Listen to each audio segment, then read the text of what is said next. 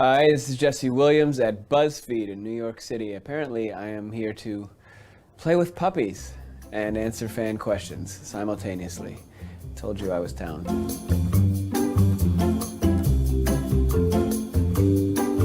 Bring them in. Bring them in. These things can't be too good. That's cute. Damn it, you're cute. Hey, buddies. What do you guys think I should answer first? Let's go to the bottom. First question, what Grey's Anatomy episode did you enjoy filming the most?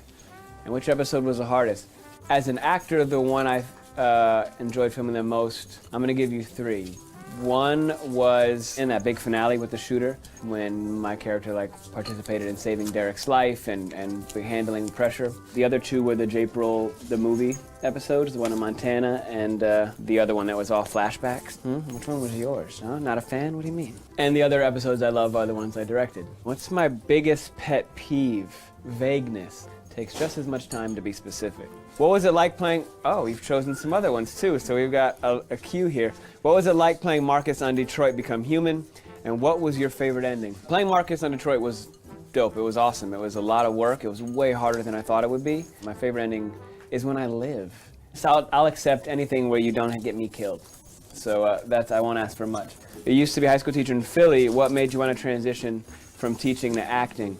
That was hard. The hardest decision I ever made was transitioning. I had no thought of being an actor at that point. I just knew that I had creative ambitions. I wanted to write films and shoot films, and I didn't want to grow to resent my kids because I was staying in the classroom, which was the best job I've ever had. I miss it very dearly. Would you be down to do Sisterhood of the Traveling Pants 3? They've offered me this job many times, and the whole franchise is really hinging on whether I say yes or not. I don't know if I'm speaking out of turn. But if the money's right, is what I told them. That's what I told the head of the studio, pay me.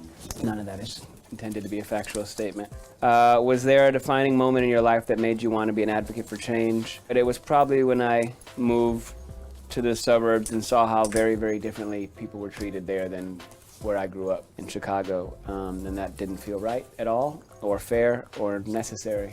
So I figured there must be a way. What are you doing, huh?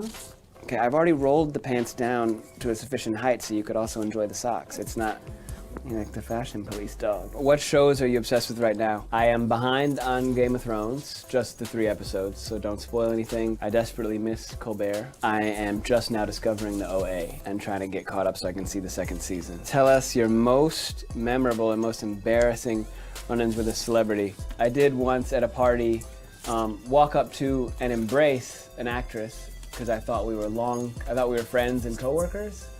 And mid-hug, I realized I don't know her at all and whispered in her ear, I don't actually know you, do I? And she said, nope. And I calmly let her go and slowly backed out of the room. That's a true story. That happened in Shonda Rhimes' home, and I realized I have not been invited back ever since. I should text her. What's one role you got turned down for but really wanted? There's a joke answer and a real answer. There's a few roles that I've really wanted and gotten, but then lost because of my activism. Those can remain nameless. There was a movie that when I first came to town, I'll help you girls out. There you go, you want to get both. They're not expensive, it's fine. There was a movie called Battle LA, Battle of Los Angeles, that I tested for 3 times and was promised the job and then didn't get it. But if I had gotten it, I would have not have been in town for Grey's and would have never gotten Grey's. Sometimes a rejection is protection. She's clearly my favorite and I'm hers. When I name her, Hurry Up, probably, or James Brown. If you could create the perfect series ending to Grey's, what would it be? Everybody dies in a fiery blaze. I'm pitching that next week. I'm just gonna tie these so you can untie them and further destroy my footwear. Do you have a Grey's Anatomy group chat? No, thank God. We work together 15 hours a day. The last thing I want is a text from them. Our group is pretty irresponsible, so we're likely to text things accidentally, like talk about each other. Can I say that with puppies in the room? What's one song everyone should have on their playlist? Well, stay on theme, anything by Frank Ocean right now. My ladies, okay, discipline is important. My biggest childhood fear, what scares you now as an adult?